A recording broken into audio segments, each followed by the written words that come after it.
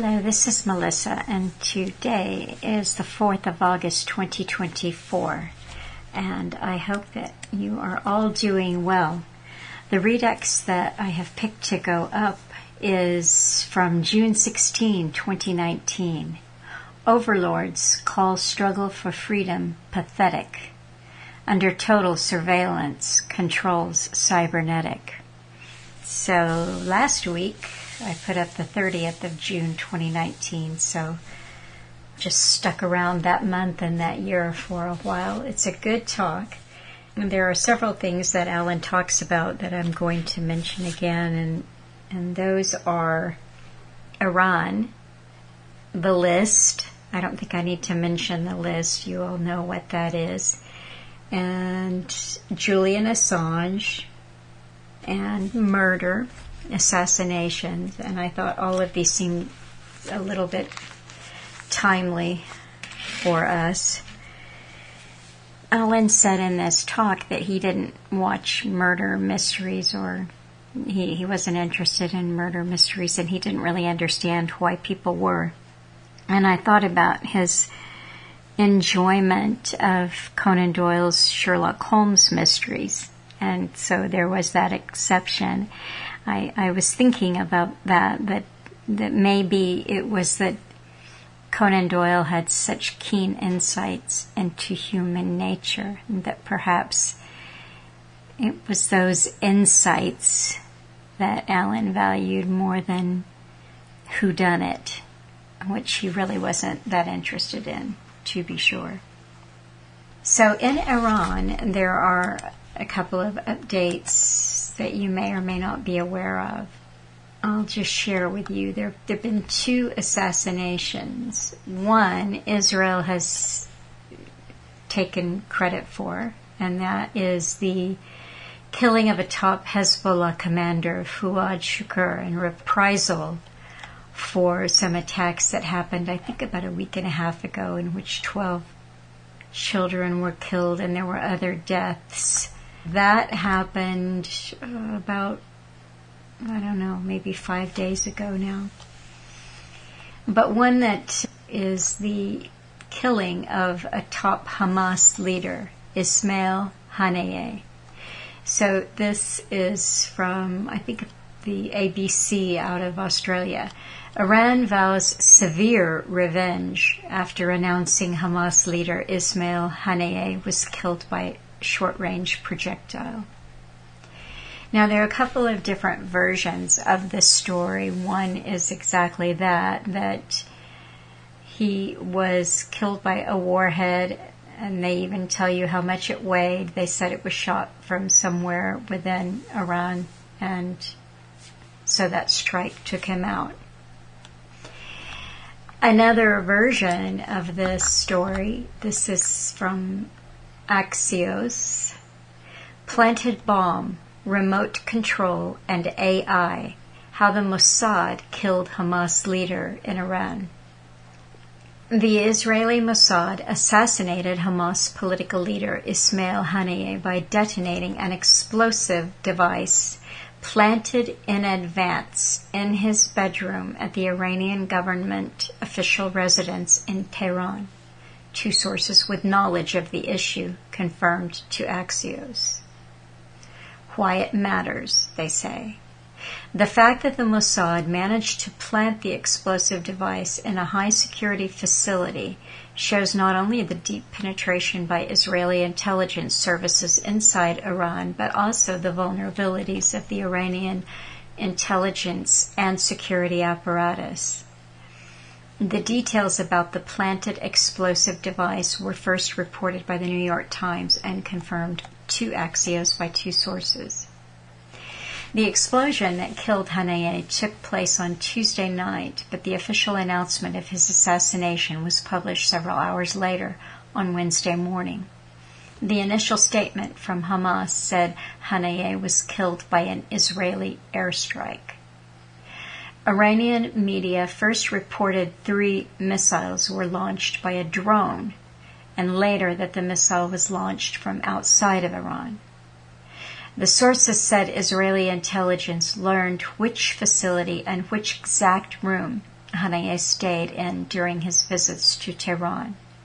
The bomb was planted in the room in advance. They added that the bomb was a high-tech device that used artificial intelligence. It was detonated remotely by Mossad operatives who were on Iranian soil after receiving intelligence that Haniyeh was indeed in the room. It goes on to say here that Israel didn't inform the U.S. or any other ally in advance of the assassination. But the sources said that on Wednesday evening, Israeli officials briefed their U.S. counterparts about the detail of the operation. The big picture. Israeli Prime Minister Benjamin Netanyahu, who is directly in charge of the Mossad, made the decision to assassinate Haniyeh.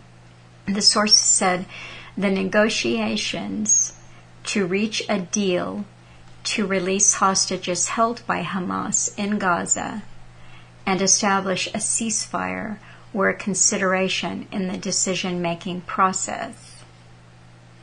One of the sources said the Mossad position was that Haniyeh's assassination would bring justice to the October 7 attack victims and remove an obstacle to the hostage deal. The source claimed Haniyeh held a more hardline view on the deal than Hamas leader in Gaza, Yahya Sinwar, and was making it more difficult to get a deal. I was listening to several different sources, interviews with different experts on the region and so on. One of them made the comment about the U.S. knowledge or lack of knowledge in advance of this assassination. They said, if it is true that the U.S. had no advanced knowledge of this, then that's really bad, because it means that a client state of the U.S. just does what it will without consultation. And that doesn't look good. And that's true enough that it got me thinking, is Israel really a client state? Sometimes you have to wonder who is in charge of whom. But then this person went on to say, if they were aware and they did nothing, that doesn't look good either. And then, I don't know if it was on that same program, and forgive me, I won't be able to link to him because I just lost a bunch of pages that I had up, and I really don't have time to go and reconstruct my internet outing for you. But there's a lot of interviews. You can find plenty. I always say when you're looking at these kinds of stories, look at it from, if you're interested, look from as many angles as you can. So try to get, the perspective of the country that is being blamed and their allies and their enemies, and just try to see it from as many angles as you can. But one of the gentlemen who was talking made a rather humorous but, a wry comment. He was saying that if this was part of the negotiation tactic, it was a little lame, to say the least. He said, if you're in the middle of a peace and ceasefire negotiation, is it really a good idea to kill the other side's leader?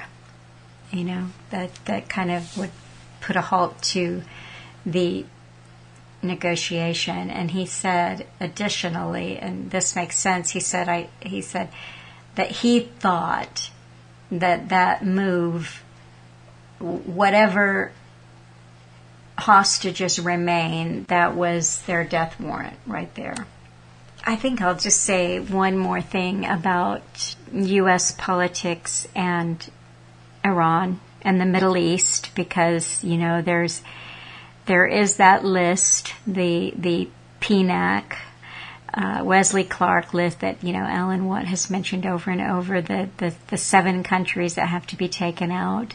And as Alan said in this talk, it doesn't matter if it takes them longer to get the job done, or if they have to regroup with different administrations, they will come back and do it. They will get the job done.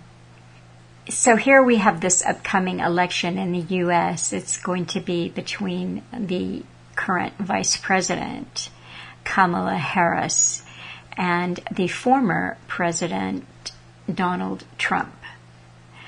And there, I was around some family members, and they have wildly different opinions, and they follow this much more closely than I do. And I always hate it when the politics comes up in any form, because it's like, oh, this was kind of a peaceful moment. I was relaxed, and now it's going to become tense.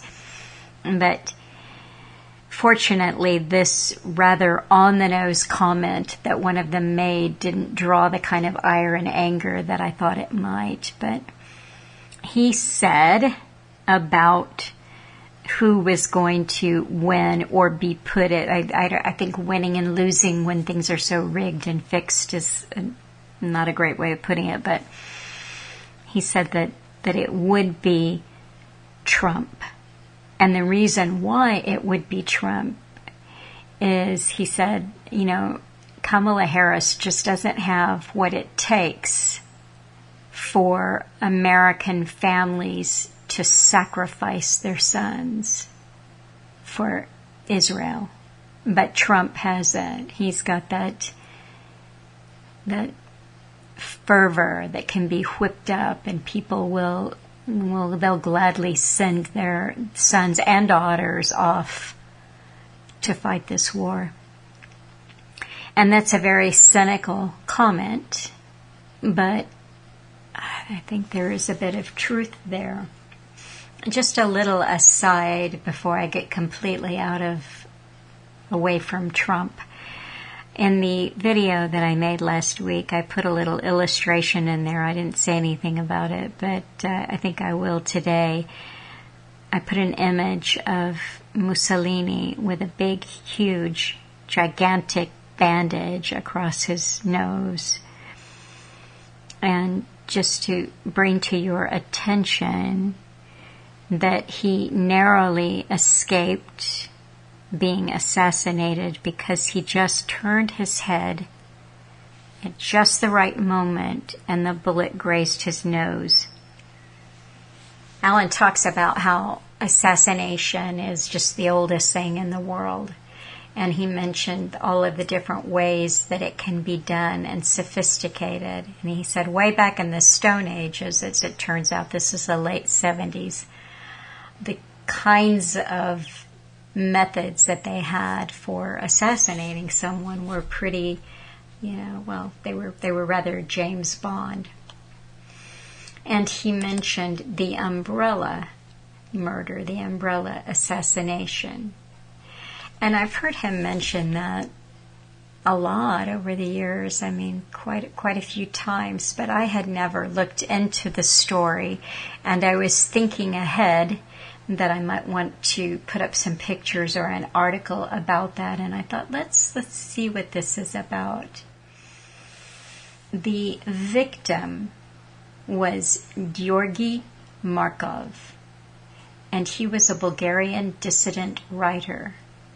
He was born in 1929, same year as my Aunt Betty, and he died September 11, 1978. He originally worked as a novelist, screenwriter, and playwright in his native country, the People's Republic of Bulgaria, until his defection in 1969. After relocating to London, he worked as a broadcaster and journalist for the BBC World Service, the US-funded Radio Free Europe, and West Germany's Deutsche Welle. Now, a thing about, I didn't have time to look this up, and in fact it just popped into my head right now, but the US-funded Radio Free Europe, I am pretty sure this is one of these Cold War CIA-funded things that Frances Stoner Saunders, I'm never sure if I'm getting her names in the right order, but anyway, and the CIA and the Cultural Cold War And that's a bit of propaganda, but then on the other hand, so is BBC. And I'm sure that Germany's Deutsche Welle is as well. Unfortunately, there's really no place else for concerned writers to work, is there? Markov used such forums to conduct a campaign of sarcastic criticism against the incumbent Bulgarian Soviet regime, which, according to his wife, at the time he died, eventually became vitriolic and included really smearing mud on the people in the inner circles. Markov was assassinated on a London street via a micro-engineered pellet that might have contained ricin. Contemporary newspaper accounts reported that he had been stabbed in the leg with an umbrella delivering a poisoned pellet wielded by someone associated with the Bulgarian Secret Service. Annabelle Markova recalled her husband's view about the umbrella, telling BBC's Panorama program in April 1979. He felt a jab in his thigh. He looked around, and there was a man behind him who'd apologized and dropped an umbrella.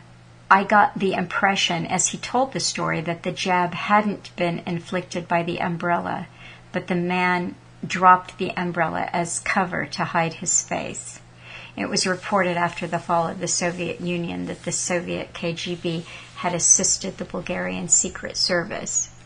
They don't know if it was ricin in there. His wife, evidently, at the time, she just thought that this, the idea that that could be delivered in an umbrella, it was just so far out to her. She was an English woman, and he complained, he showed her that place on the back of his leg.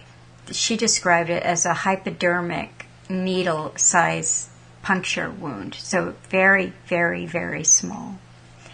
And I think it was that night or early in the morning, he had a temperature of 104. They took him to the hospital. It was said that even if they knew if it was ricin, there was not an antidote for that. But at any rate, once they retrieved the pellet, there was no trace of poison left in that.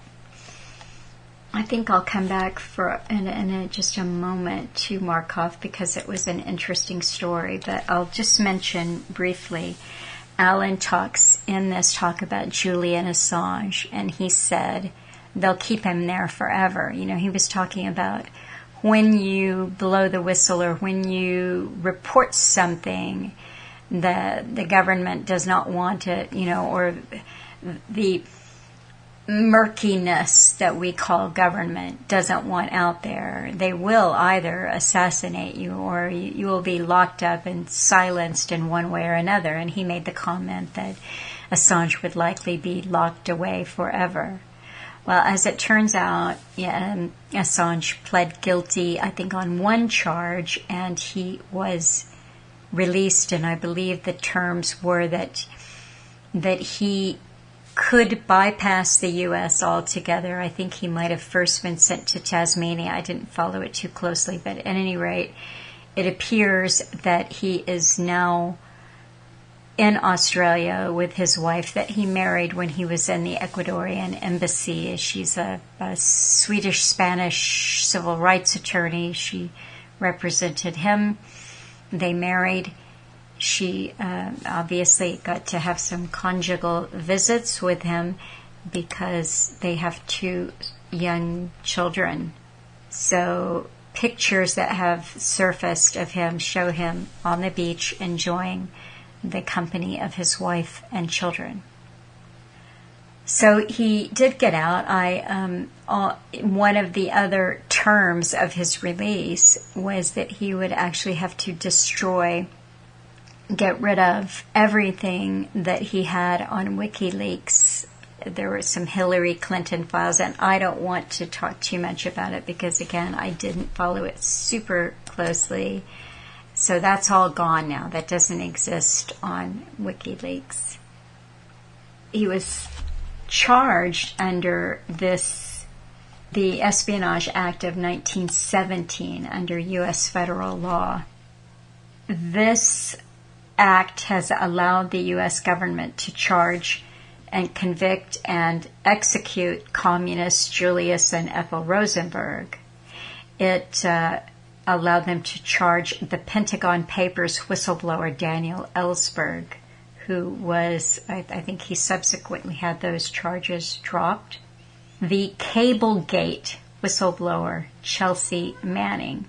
Now, if you followed that, you will know that this Chelsea Manning actually supplied these documents to WikiLeaks. And I'm just refreshing our memories a little bit about what happens, who says what, and what happens when you say it or release it or do it. So this was the diplomatic cables leak that began in late 2010 when WikiLeaks began releasing classified cables that had been sent to the U.S. State Department by 274 of its consulates, embassies, and diplomatic missions around the world.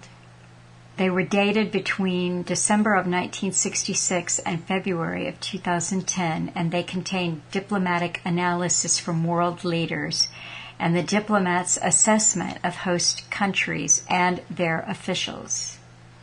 So Chelsea Manning was convicted and was imprisoned for 7 years. Her sentence was commuted by Barack Obama. She had served in the army in Iraq as an intelligence, and she was a he. I'm just going to say that. This is a trans person. But since I'm reading an article, I don't want to confuse myself. But Manning had access to classified databases and leaked classified information to WikiLeaks and confided to an online acquaintance that they had done this. This person informed the Army's Criminal Investigation Command, and Manning was arrested. The material included videos of the July 12, 2007 Baghdad airstrike and the 2009 Grenade airstrike in Afghanistan, and all of the U.S. diplomatic cables that I mentioned. This could have resulted in a death sentence, but it didn't.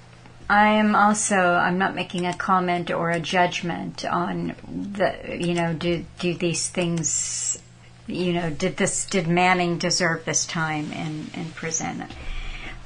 What I am pointing out, though, is that if you look at the Espionage Act of 1917 and the people who were charged under it, they were, for the most part, actual spies or people who actually took something that did not belong to them, whether we want to call them a whistleblower or not. But in the case of Julian Assange, he was a hacker in his youth who had this idea that he was doing something. He was, a white hat hacker. And then he founds WikiLeaks, and this is taking things that are given to him, and of course he'll know that the sources may not be savory, and how they obtained the information that they're sharing may not have been obtained legally. But what he did was publish it. And what he got for this was extreme punishment and I think persecution by the U.S. government. And mention one other thing about Dr. David Cato of Julian Assange's conviction. And they discuss really how devastating this is for the future of journalism. And it was quite a good interview, but there was something that was said that really kind of made me go, no, that's not right. And it was the way in which one of the journalists was dealing with the question of Russian interference. there was an inquiry that was done into Trump and his whole administration and whether they had colluded with Russia for Russia to help the Trump campaign get the upper hand over Hillary. And that inquiry, I think it was the Mueller report, said that no, there was absolutely no proof of collusion between Trump or any high-ranking member or anybody that was associated with him and the Russian government. But still, it sticks, this Russian involvement in the campaign, in the election results of 2016. Those are two different things. Were they involved in election meddling, and was Trump and his administration also involved in that? But since we are given the big bad bear, lots of things can be conveniently blamed on them, and you have lots of companies who come forward and say that they've proven one way or another that something happened. But we're watching a game of high-level intrigue, and assassination and murder of your enemies is just one part of it.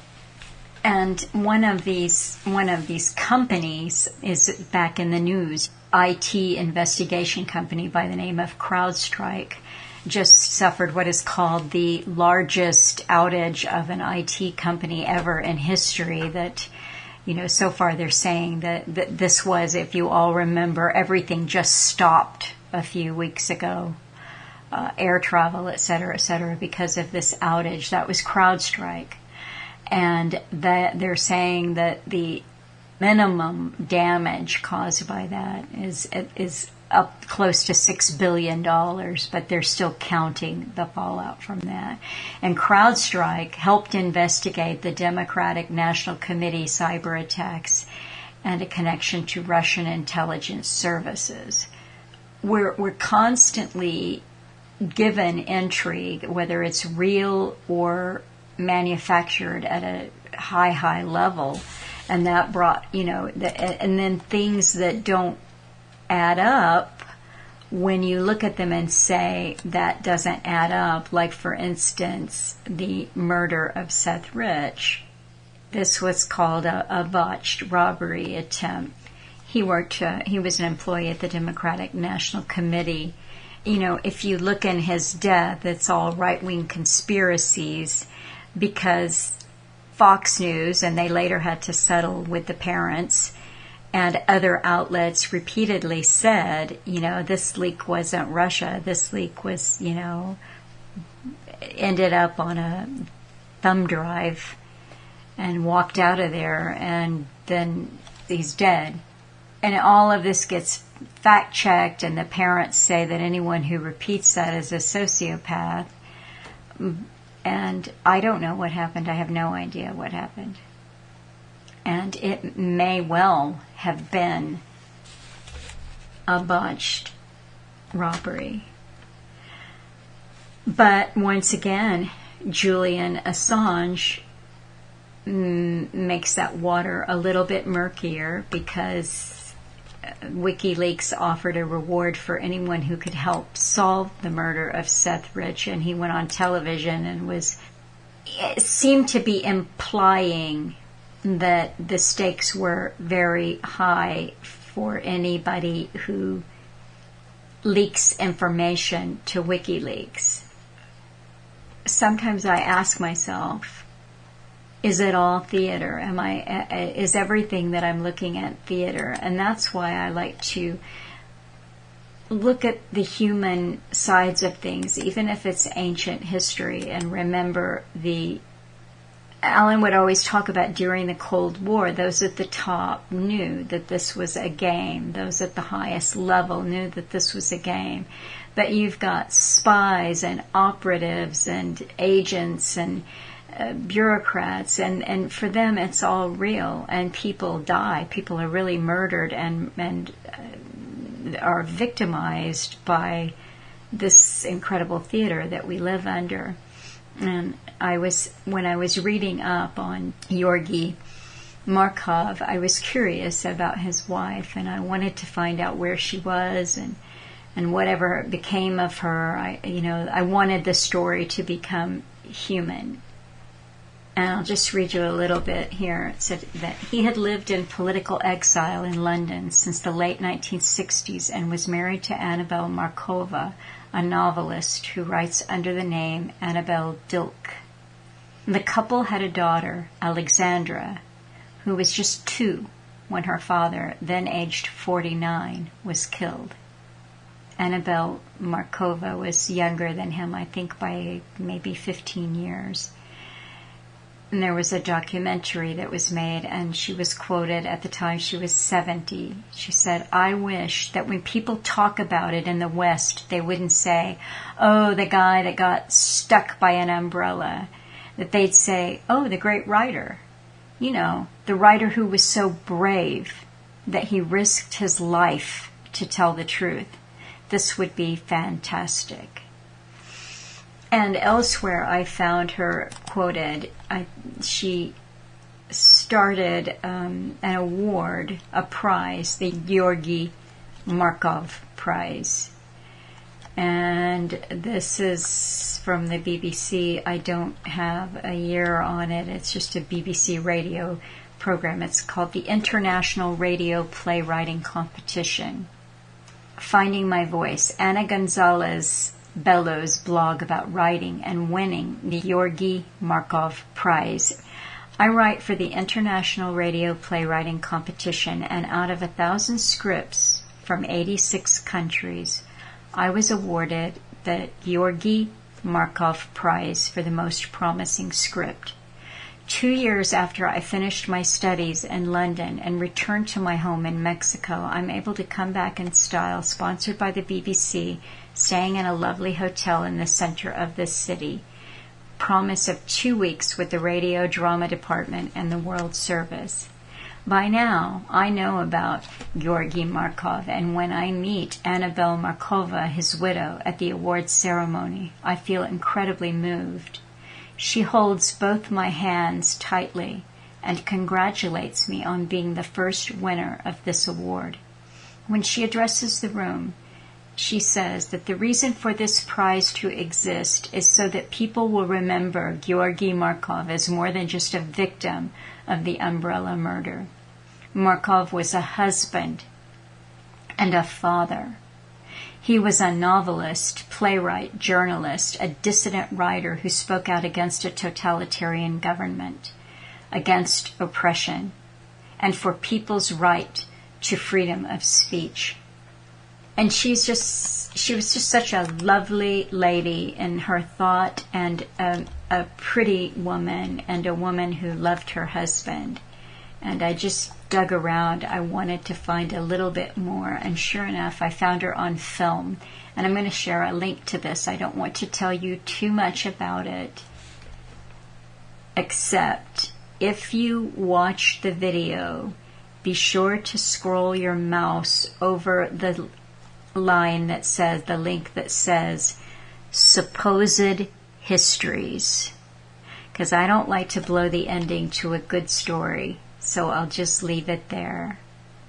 This is Annabelle Markova telling a story, and it's lovely.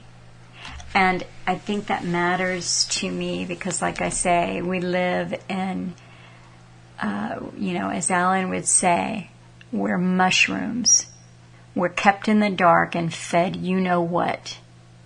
And so I always like to seek out what is human and what I can relate to as being human and loving and even dissidents, even people who risk their freedom and live in an Ecuadorian embassy for years and years and years. They may be flawed people, but what they have risked is their freedom because they believe that we deserve to know the truth.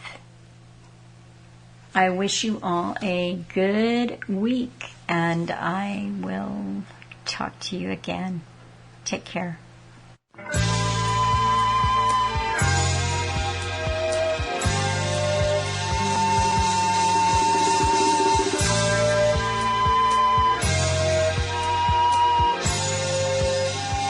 Hi folks, I'm Alan Watt and this is Cutting Through the Matrix on the 16th of June 2019.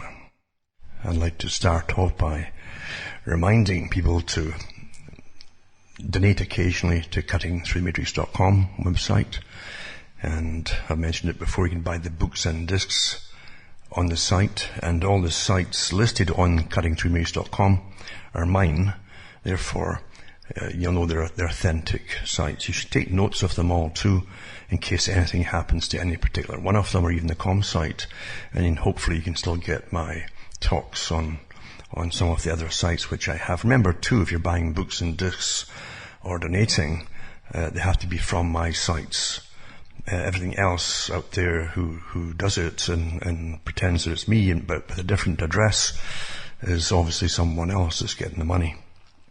And I say this because it's happened quite a few times before, where characters have even reprinted the books and so on. You'd be amazed at the things that happen if you're occasionally hitting the nail on the head, and perhaps even frequently hitting the nail on the head.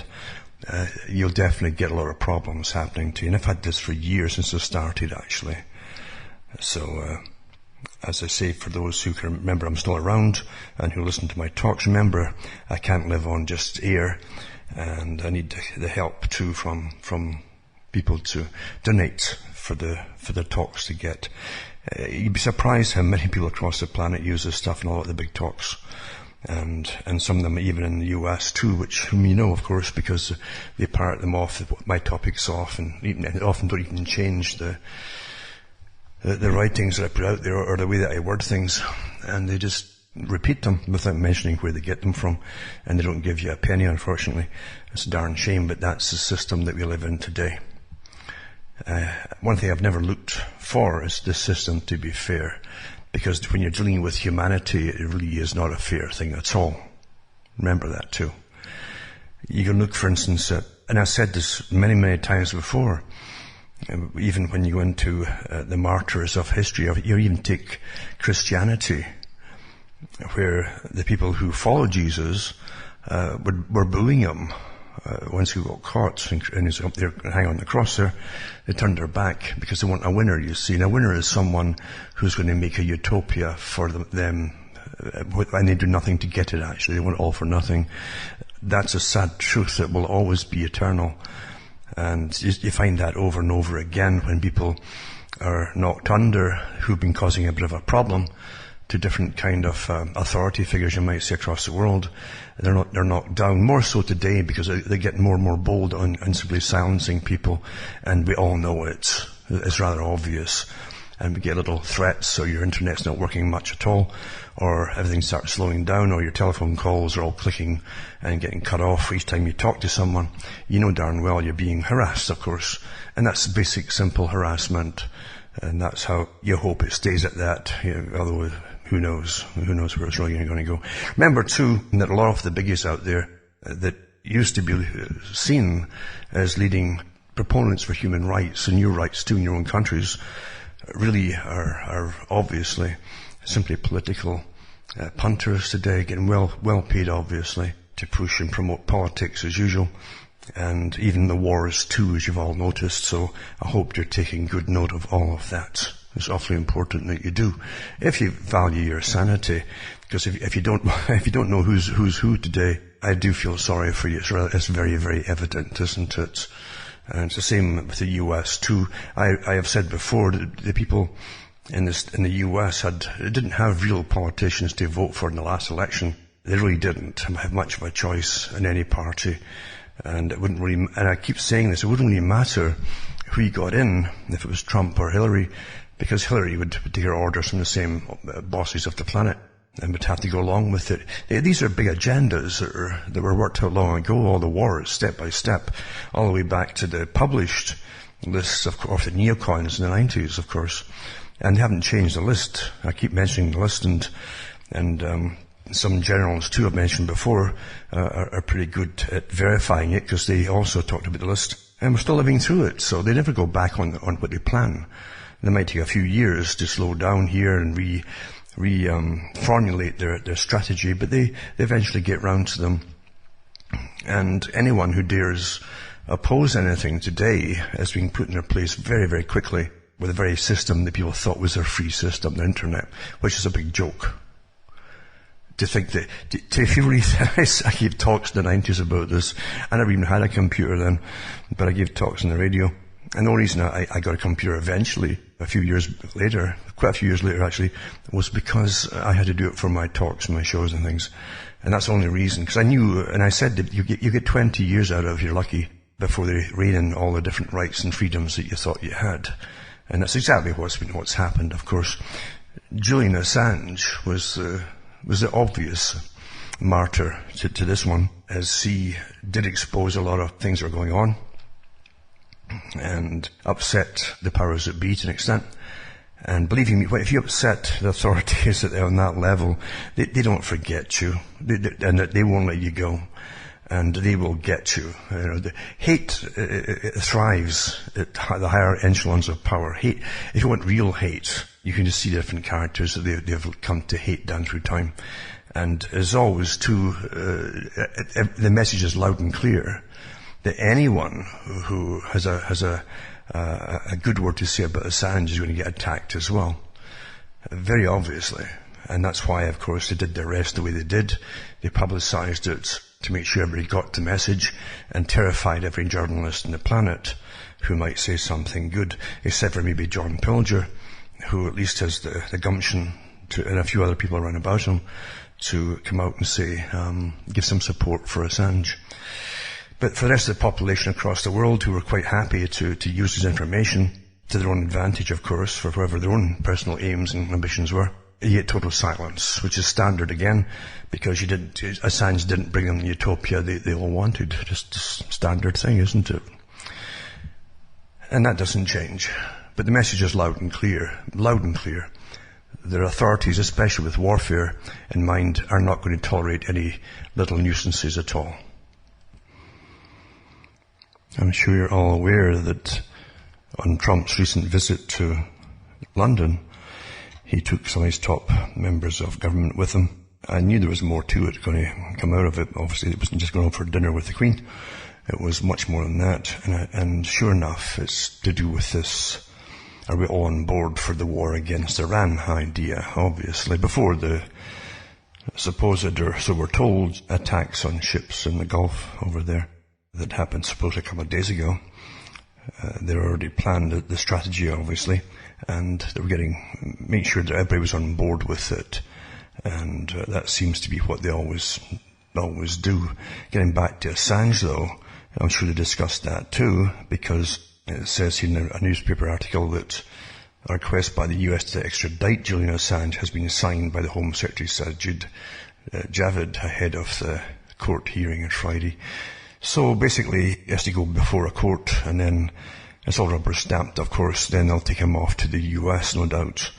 Even though he's not a US citizen, that doesn't make any difference, does it?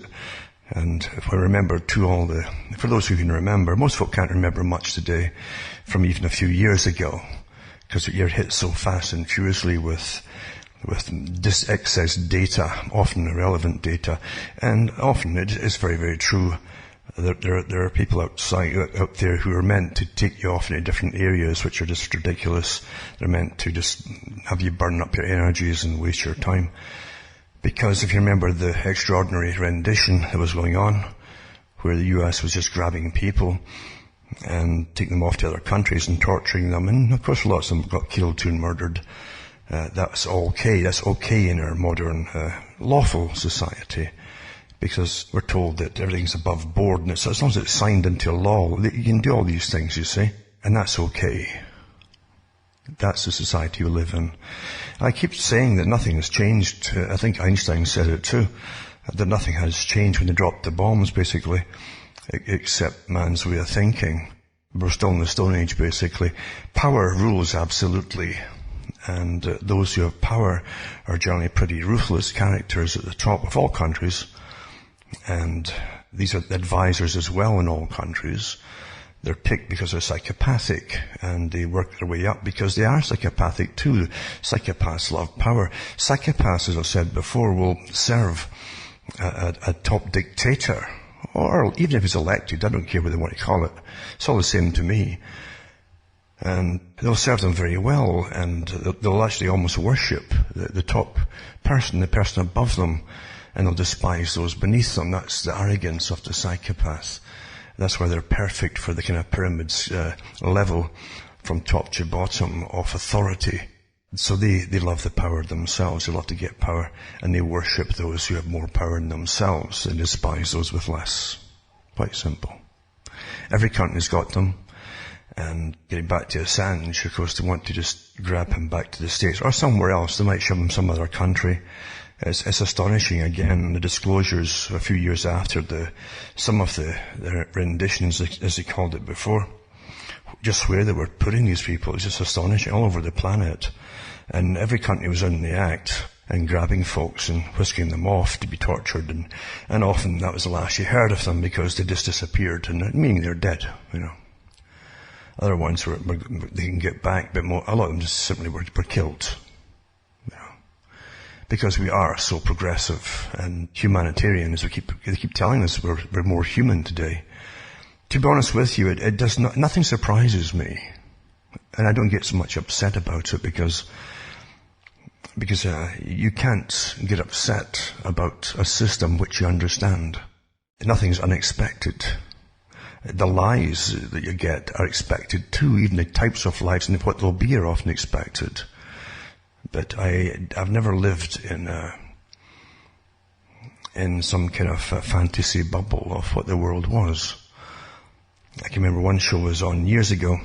I was with Dr. Stanley Monteith, and he says, "Tell me something about yourself." Now, he wasn't used to my kind of humor that I have. But I said to him, well, I says, I've often thought of myself as being a bit autistic.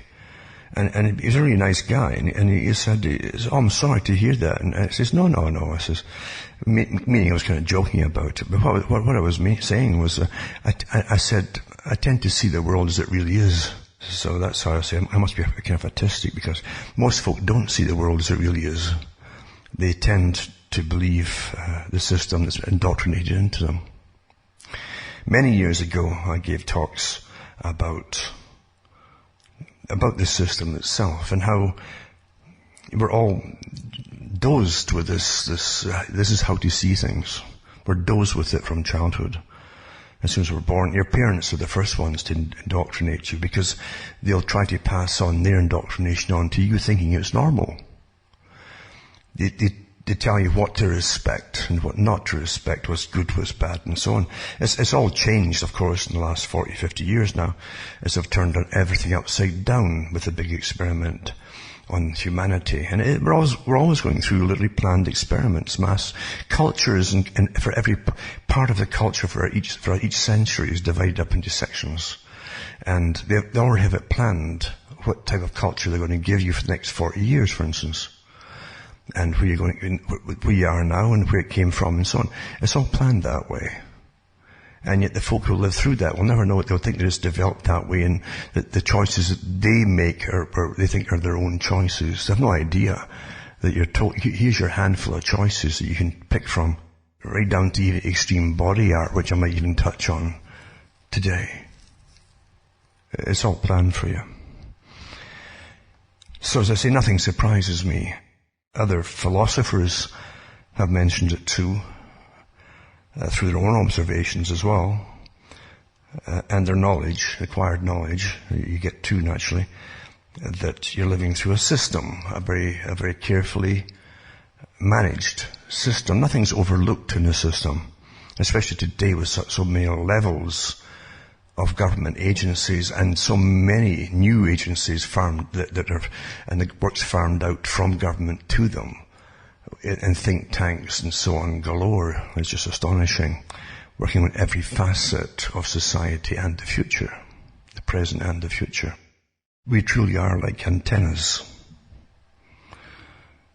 In every generation, there's another crop of antennas, because like antennas receive signals or information or data from sources. And for those who control the sources, obviously, they can decide what kind of data is going to get transmitted And if the data ends up in a being, a human being, you might say, then obviously the human being is going to believe what they're told, if that's the only source of information that they're fed. And even if they're suspicious about it, they'll find, when they look at other areas or other sources of information, if all verify the same thing, they'll believe it. You see, it's quite easy to do if you have monopoly over all information. A very simple thing. And but even so, if you've got 10 different establishments, news establishment giving the same stories, then surely they can't all be wrong. Well, why not? Why can't they all be wrong? We've already done the talks before and the studies on the big corporations and consortiums, or call them what you want, monopolies, cartels, who owned the media before, who have their histories published from years ago on how they were started up to be monopolies and to basically standardize information to the people across their continents or their countries. And how effective it's been. It never changes, never will change. And the beauty is that today, of course, it's even better at covering up or trying to hide through a labyrinth of front companies to get to the parent company that actually owns them. That's what they do with monopolies, you know. Even if you try to get to split them up and from a big massive monopoly that they are, they'd simply hide it even better and better and better. It was so interesting watching a documentary put out there on Standard Oil, basically, and the oil wars that happened in the early 20th century. You find that they had a monopoly on information then too, and they also were in the business of buying up newspapers to standardize information. It wasn't just oil they wanted to own and standardize all of it. They wanted to own everything pretty well, and they believed in a system that would not be democratic, that really was the right, it was a right for big billionaires, the richest folk, to run the world. That's what they really believed, and they were more open about it than they are today. The only ones they had to trick and confuse were the general public beneath them, and they're awfully good at that too with their medias, because the old man Rockefeller himself said that competition is a sin, and it wasn't just being facetious. He meant it.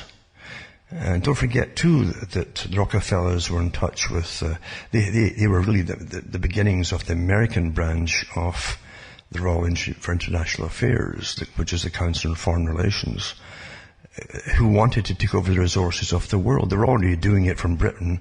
I hate even using the term Britain, because the British folk hadn't got a clue what went on.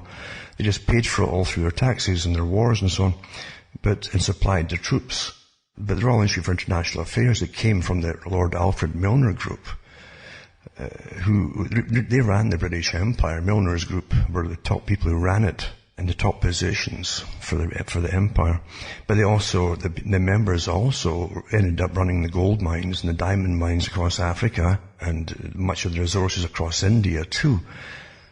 And they did not believe that democracy was a thing which was a safe, viable system for the public either. They believed that they would give the appearance or the semblance of a democracy. They allow you to vote and make you think that you're free and so on. It's awfully good. But these organizations are still going on, they're alive and well today, but they're still going after all the resources of the world. They never ever went back on that or changed their minds on it, because that's essential for them to own all of the resources in the world. And it isn't just accumulating wealth and more wealth so they can hold on to power and then have arranged marriages amongst their families to keep hold of that power and wealth. It was also to basically bring in their system, which we know today as progressivism, where science and so-called the humanist scientists would rule the world on their behalf. They would be the kind of technical class on the behalf of those who owned all the resources. And this has all happened. It's all happened. And all the think tanks too that work for them too are part of the scientific groups which give the customs and the culture to each up-and-coming group of say 10 years apart. They hit them further with what's going to be their culture and their culture and their culture right up to the present. It's very clever. It's not so difficult to understand. It really isn't. It's just difficult if you've never heard about it before. It kind of shocks your mind. But it's quite easy to understand how it's actually done. And it's not guesswork on my behalf here. As I've said before, Lord Bertrand Russell wrote enough books about it. He worked with the Macy Group, awfully important, to do with the technocrats and so on, which would be the expertise of the scientific staff that would run the world, how we do it all, how to give cultural changes step by step until within a 40-year span, those who were hitting 20 would think it was all quite natural and normal. That's how precise it is. Very, very effective. And if you look back to, for instance, the world wars that really initially made no sense, especially World War I, to the population. But now, of course, as I've said before, they always disclose a lot of information after 50 or 100 years that previously was under the Official Secrets Act in the UK, for instance. And they tell you far more about why it all started in the first place. But it was never for the reasons that they told the public. The public are just told that those people were going to fight. They're really bad people. They're evil people. And they're monstrous people. And we have to fight them for the good, the greater good and all that. And that's what we do. We often fight them. All countries are given the same propaganda. But they're never told the real reasons, the true reasons for all. And of course, even change is one of the big reasons for it. We plan change. To get change going in a dialectic, you must have at least two opposing parties. If they're not in opposition, you won't get change. They'll be quite happy to go along in harmony. So you create division and get them fighting with each other, and then you plan the outcome from whoever's going to win it. You plan the outcome to change the world. That's your synthesis, basically. Very simple, but very well directed and very well coordinated. World War I, again, too, the propaganda was simple. At the end of that war, the bankers themselves attended, who helped draft up the treaty. And of course, they put Germany under such stiff penalties to pay off reparations to all countries involved that they could never have paid it off. And then you had the Great Depression, and it didn't help at all. And of course, Germany had it even worse because they got runaway inflation. It's old hat, all that stuff now. But it was caused by the treaty after World War I, guaranteeing another world war because Germany had to fight its way out or basically die. And the top writers or journalists who attended the Versailles Treaty and then the Paris Treaty agreed with that too. They actually published books on that. They said this is a big mistake. There's got to be a better way. But again, World War II came along, and then everybody's fighting for their way of life and so on. The same propaganda. But look at it today. Look at it from even World War I and World War II makes no difference. The grandchildren of these soldiers and so on literally have been taught to hate their countries and their own people. That took planning, and it didn't happen by itself. It took a lot of work and a lot of indoctrination, very clever indoctrination, almost psycho indoctrination. It's like psychotherapy, only it's to give you a whole new way of seeing something until you hate it. But you shape it.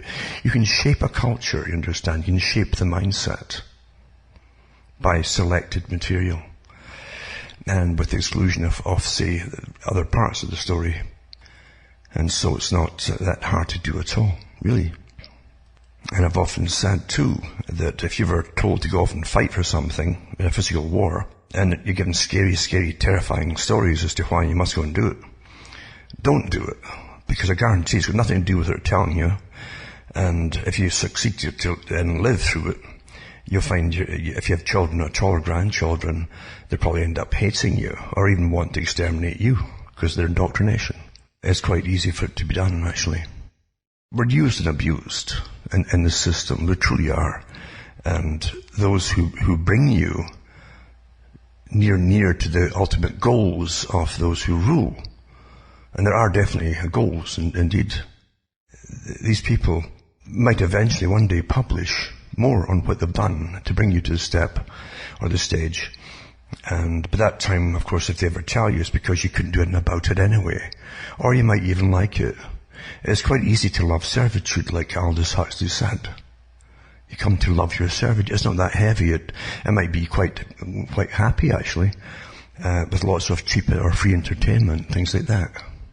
That's why we're catered to so much today. That's why, too, they allowed so much pornography on the internet in the first place. We live in a system, if they want to shut you up, they do it very quickly. We live in a system, if they want you to stop drugs flowing, it would have happened very, very fast. And you wouldn't have scandals coming out like drugs for gun scandal, like the Contras that came out in Reagan's time with Oliver North.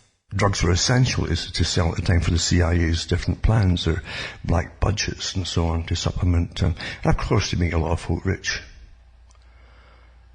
Nothing happens by itself, but it generally never happens for the reason you're told.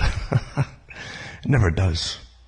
And each thing you do, each war you fight for what's called this new order of things, or like Bush said, and Bush Jr. said the same thing, they call it New World Order. Each time you get closer to it, or the next level of it, you've lost more and more rights along the way. It's not for you.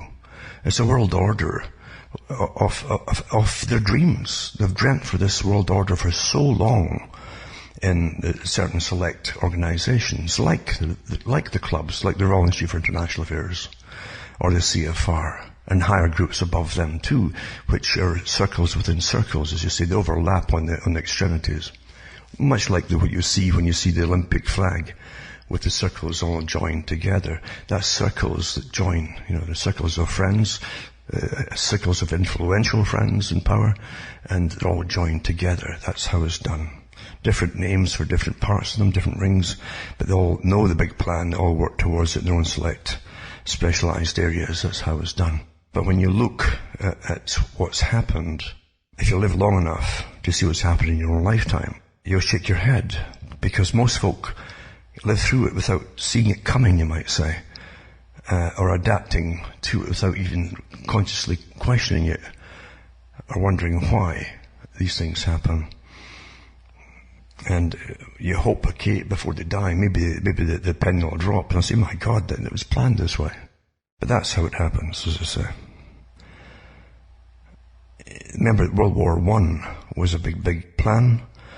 H.G. Wells talked about it, Fabian Society, Bernard Shaw, many others talked about that their dream would get fulfilled through this war to end all wars. They came out with these slogans, you see. And of course, there never was a bigger lie than that, the war to end all wars. But the war was to get everybody to their knees, to give up sovereignty. But out of it came the League of Nations. That was the beginning of it. Of a world government. H.G. Wells talked about it openly. He wrote about it and said, this is our hope and dream come true. Now politicians, or bureaucrats mainly, they really run governments, regardless of politicians. The bureaucrats are more important. They're technicians. They know their area, their field of expertise, and they run it. But he said that now the heads of those organizations can contact each other and work together and bypass the political system altogether. Well, when you look at all the treaties that have been signed and agreements that have been signed through the United Nations, they came out of the League of Nations, and everybody automatically goes to sign the latest thing that they want you to do, and we don't get to vote for the United Nations. So why are your representatives signing on to these foreign things in the first place? Most of you won't answer a question or even question that, but the fact is, your politicians are fronts. They are front people. And they know not to ask questions. That's how they get up there. People in politics clue in quickly what not to ask from anybody higher up the totem pole. And that's how you get up the ladder. That's how they're selected. And politicians do what they're told. Their scripts are written for them. All of them. When they come in front of a television set of news time, it's public relations exercises. And everyone's put it in place, and the little place where they stand and the whole thing, and there's a speech there for them, and they part off their speech written by somebody else, and that's what they do. That's what they do. And they'll sign their name to anything they're told to sign their name to by their bosses. Because they do have bosses. It's true enough, that some of them don't know they've got bosses, or they tend to forget it. Like Ronald Reagan, he got shot, not to kill him, but he got shot to remind him that he wasn't the boss at one point. That's how it goes. If you look across the world, like in India, occasionally you'll see someone getting blown up at election time on some stand where they're giving a talk or something like that. That's happened. It's more common in those countries because they're not so camouflaged as to how they get around things. Getting back to my point of something originally, humanity hasn't changed. The systems of government and governing, you might think more complex, but they're not. You have the strong psychopaths at the top who are not wielding clubs anymore, you see. They use military and use policemen to do and they use other agencies as well to do dirty work for them. And every country does dirty work. Every country. No exceptions. None of them are squeaky clean. They all have their dirty trick squads. All of them. And they are used. And the thing is that they'll always point across the water, as I say, or somewhere else, like India, and they'll say, oh, look at what's happened over there. But it's just because it's more blatant over there. We don't get so many things in the West, like blowing up politicians, so much today. But if they can get away with it, they've got more subtle ways of dealing with things. And believe you me, there's just as many people in the West being bumped off and assassinated and having accidents. We're accidented. That's what happens to us all the time in the West. Very, very sophisticated. And often put down to natural causes or whatever it happens to be, or hit and runs or drive-by shootings and so on. That's so common. And it's only your disbelief, you see, that allows it to continue. And it does continue. A few years ago there were top biochemists just dropping dead all over the place. And just falling over, real banisters of tall stairs, and so just falling over them, just things like that all the time. Involved in certain projects, naturally. Big field. The top investigators to do this. That guy was petrified. He didn't stay inside the Ecuadorian embassy because he liked the wallpaper. The man knew that they'd kill him. And if they couldn't kill him, they'd do what they do now, which is the next best thing. They might kill him yet, which is to put him away for natural life. As a big warning to everybody else. So he'd be the ultimate scapegoat for everybody else, you see. He is a sacrificial lamb, you might say. That's what it is, really. And a warning. And believe you me, all the reporters out there have got the warning loud and clear. And they're all complying. They're all immediately with this Iranian thing. Oh yes. And they're publishing the handouts given to them by the military and by their governments. Just poof, poof, poof. Just like 9/11, before the dust was even, I think before the buildings actually have collapsed completely, they're already yelling to tell you who to blame for it. Same thing, same technique.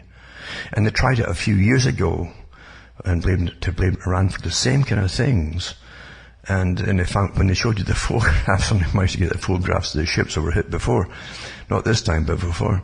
And you saw that the explosions definitely were from within the ships because the plate ceiling was blasted outwards. You get these shards with the blast outwards. And you see quite clearly. But this time, they're trying to say, of course, that Iran even used torpedoes, which is ridiculous because torpedoes would have hit just below the waterline, and these particular the things they saw were just above it, and so they're claiming it's limpet mines now, but it still doesn't wash because It's the same scenario as Syria. Syria was warned that if you used chemicals, we're going to bomb you. And that's what was used against them over and over, even though they hadn't used them. And even the British attaché to the country over in Syria said that too. It was all bogus. That they're getting blamed for. Well, it's the same with Iran here too, because Iran would have nothing to gain by inviting war upon them at this moment. Nothing to gain. And again, Iran too, since Japan had a cordial visit to Iran at the time this happened, of course, and the Prime Minister of Japan was there, why would Iran, who was home to do trade and even sell oil to Japan, why would Iran then go and sabotage its own work? It makes no sense, you see. You always say who does benefit. Well, the fact is it was on the cards. And we live in a time of dirty tricks. And we always have lived in a time of dirty tricks. That's the real world, folks. It really is that bad. It truly is that bad, you know. And only if you live in Disneyland and your indoctrination's been awfully well taken by your body and your system and your brain, will you ever believe anything different? I can remember years ago when the Cold War was on the go, and there was a Russian defector to Britain living in London at the time, and he was coming down an elevator, and this is what they pieced together. In the elevator travelling down was another guy with an umbrella, which is common in London, and a befurled umbrella, and the defector, the one who was the defector, got out the elevator onto the street, walked a few feet and then dropped dead. It had been put down to natural causes, like a heart attack or something like that, and that'd be the end of it, except for one person in the mortuary who had a good look, a minute look around at the body, and found a tiny, like almost like a mosquito bite, smaller than that even. It wasn't up and raised, it was just a tiny little thing on the back of a calf of the leg. And sure enough, they fished around and dug out a tiny, it was like a miniature BB pellet, and a BB pellet small enough, tiny little thing. And under a microscope, they showed you it in the newspapers. It had little holes in it, and that's where this particular poison would come out of. And they deemed that a person was in the elevator with him and just touched him on the back of the leg. It'd be gas and driven, like an air gun sort of thing, and driven into him. He probably didn't feel much at all, if anything, you know. And that was that. That was his death warrant right there. Well, anyway, they had an idea immediately who this other person might have been, because London had a fantastic watcher system, they call it, where anybody from any interesting countries were followed in incredible detail 24 hours a day. So they pretty well knew who it would have been. Sure enough, when they got to the person's flat, he left behind belongings, this hitman, and they showed you a briefcase, which was a standard assassin's briefcase, with a whole bunch of vials and sprays and injections and things like that. And they said, now this is way back in the caveman's days, I suppose, but they said that there were poisons in there which were standard across the world of espionage and assassination, which could mimic all kinds of diseases, like fast-acting cancers, fast-acting cirrhosis of the liver in a teetotaler, for instance, things like that, very quickly. And under just general autopsy, or post-mortem, as they say in Britain, autopsy, they probably pass as the actual real thing most of the time. That was then. A group of assassins attacked, they were after Arabs, and I don't know if the guy was Palestinian, but he was Arab. They classified him as Arab, and he was a leader, and he was hauled off into a doorway from a street and squirted in the ear with the deadly poison.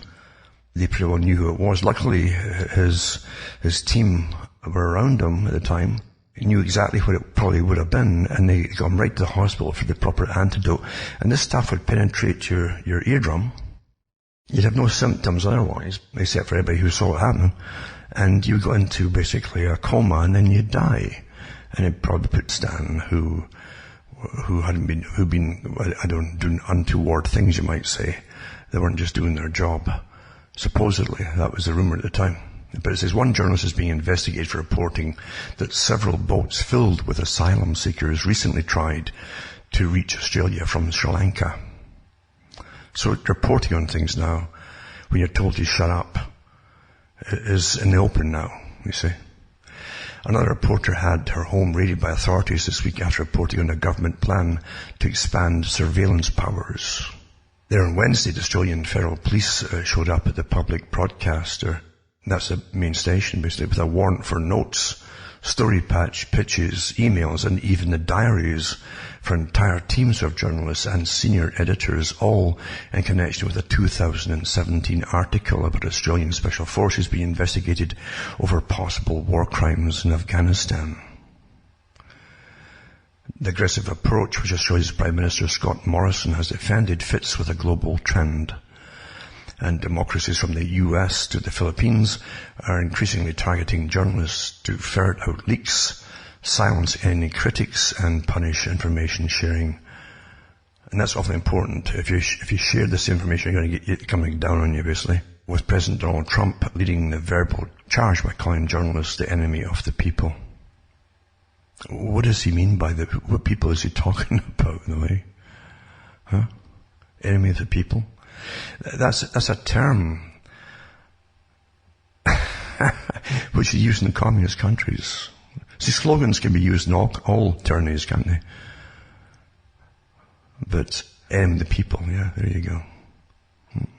I saw an article in a paper that I thought about there when I just read that was in Hong Kong, because mainland China wants to extradite people from Hong Kong that harbours a lot of discontents and malcontents from the communist regime, and China wants them over to deal with them, obviously. And some of the signs they had up, the protesters in Hong Kong, were for the police, who were firing all kinds of nasty things at them during demonstrations. And these signs in English, some of them, said, "Don't be an enemy of the people." So now here's Trump saying to journalists, "You're the enemy of the people."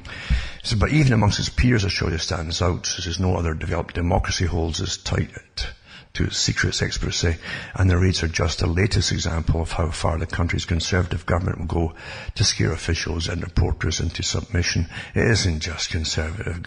Never fall for this left-right wing. The same agenda goes on regardless of who is the front person in power at the time. And he says, to be perfectly frank, this is an absolute international embarrassment, said Johan Lidberg, Associate Professor of Journalism at Monash University in Melbourne, who works with the United Nations on global press freedom. You've got a mature liberal democracy that pursues and hunts down whistleblowers and tries to kill the messenger, it says. Anyway, it's getting worse and worse, obviously. We're back into the old nasty system, eh?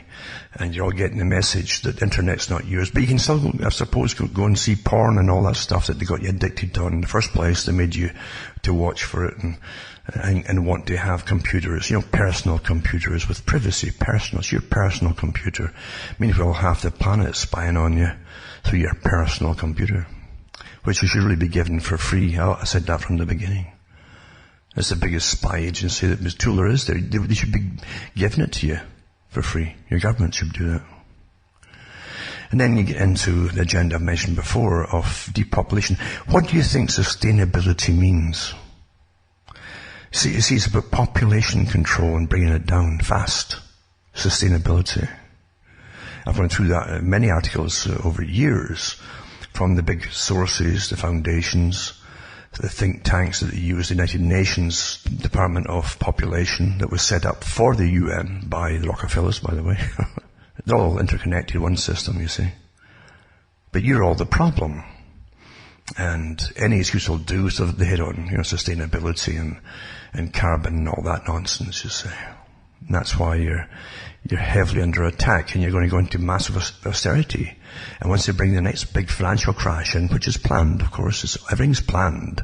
With a money system when the money's backed on nothing, they could keep the fantasy going forever if they want to. I want to just put in tonight the warfare techniques that every country's in. We all have our little plans of what if strategies to do with invasions or wars with whoever. But here's one. It came out of RT, actually. This is Meddling 101. U.S. Army Research Center publishes strategy to destabilize Russia. It's quite fascinating to read it, because that's exactly what they're doing, including causing mass migration into it from countries around about them if need be, and the techniques of how to do even that. Does that sound familiar? Yeah. Huh?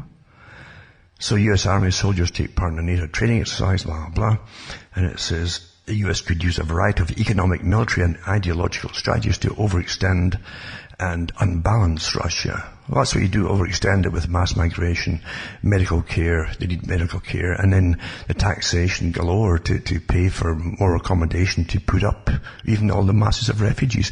These are destabilization techniques. If you haven't figured that out, it's all done on purpose in the West too, including the darn wars. And I was thinking about it when I was reading this article too, and even before it happened with Iran, or coming up with Iran. You understand the mass migration you're going to have with all the other countries involved. Syria too. They won't stop just at Iran. They want Syria out the way too. They won't forget them. And you get millions more folk flooding into Europe, and people can't afford it. It's meant to destroy and destroy and destroy. Of course it is. A complete massive shake-up of everything that was. A destruction of everything that was. Bring in chaos. Now with the chaos you bring in the new order. That's what it's about. So I'll put this article up too. There's a PDF for it too. It shows you, this is the US Army Research Center. Their think tank on strategy. All the ways to bring them down.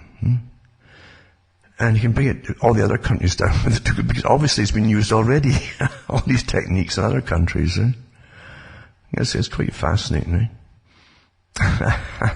It says, geopolitically, the report offers that U.S. could consider more lethal aid to the Ukraine to fight, Russia, proxy wars, but acknowledges this option could lead to much wider conflict. Increasing U.S. support to Syrian rebels is another option. See, U.S. support to Syrian rebels. These were the ISIS rebels against Syria.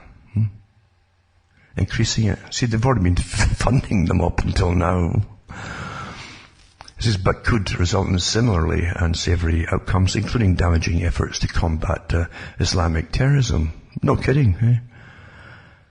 The US could also try to reduce Russian influence in Central Asia, promote uprisings in neighboring states, and flip Transnistria, and expel Russian troops from the unrecognized, mostly Russian-speaking region that broke away from Moldova after the Soviet Union collapsed in 1991. However, the authors resigned themselves to the fact that much of these options, most of them would be difficult to carry out and could prove costly to the US and may not even have the desired effect. Militarily, the US could reposture its bombers within easy striking range of key Russian strategic targets in order to raise Russian anxieties. So that's what they've been doing with the bases around and missiles around Russia for quite a few years. It goes on and on of all the techniques that can be used, but yeah, it's quite amazing to see these things. But the PDF is quite fascinating for those who want to read it. All countries will do this, so they always have these what-if scenarios. That's like 3 Days of the Condor, it was called. That was along that lines of what they planned with their war games and so on. Also, Google staff keep a blacklist of conservative and fringe sites. Fringe sites is stuff that it just watches and notices what's happening. And they don't want them to maybe wake up people to what's happening. That's really your fringe site, you see. They don't care about ones that they think they're UFOs or folk who think they're aliens. They don't care. But if you just put two and two together in an understandable way, you're a problem. Like Bertrand Russell said you would be. And they'd have to eliminate you, basically. That's what Russell advocated. If you couldn't buy them over and win them over, you'd have to eliminate them, such people. Anyway, it says the lists allows Google employees, and the links here for the lists, who CEO Sundar Pichai told Congress in December never manually intervene on any particular search result to suppress certain addresses and users' search results. And the Daily Caller claims to have seen screenshots of the list in question. Google did not address whether its staff deliberately weed out certain political content, but did say they are working to filter out inappropriate search results. So there you go, you're just blacklisted. No one's going to hear you or whatever, or find your sites. The first list is titled Web Answers URL Blacklist, and lets staff block specific web addresses from popping up in Google's featured snippets when a user asks a question. Many of the pages blocked are op-ed articles, which a user could mistake for straightforward news reporting. This list appears to target opinion pieces in general, regardless of their political bent. So there you go. They even have, it's like lawyers of all kinds. They even have some people blacklisted under the same blacklisting as they would do with a religion, for instance, anything to do with Christianity especially. And they can put you down as almost pornographic because you in the same category if you have any good things to say about Christianity. No kidding, yes, this is where it's all gone, isn't it? So fringe content will come as no surprise to some. The company, along with a bevy of others like Silicon Valley tech giants, has been accused of harboring a liberal bias for several years now, with new stories of favoritism surfacing regularly. To give you more data, more links to further studies, etc., etc., etc. But get used to it. It's just going to get worse. What can you do? You expect it. And folk will stay on the internet, like I said, because once you get you hooked on the pornography and all the stuff you're hooked on, most folk will just continue using it. I gave that talk in the 90s about what would happen. Exactly, it's happened exactly that way. Absolutely that way. Yeah, definitely. Now Britain's on board, like I say, with the crew that were over with Trump to meet the British Parliament and with royalty and so on. Obviously, it's meant to get Britain totally on board and to do with Assange, etc. But it says Jeremy Hunt of Britain warns Iran of unintended but catastrophic consequences over attacks on Gulf tanks as he backs America's claim that Iran is responsible. Yeah. There you go.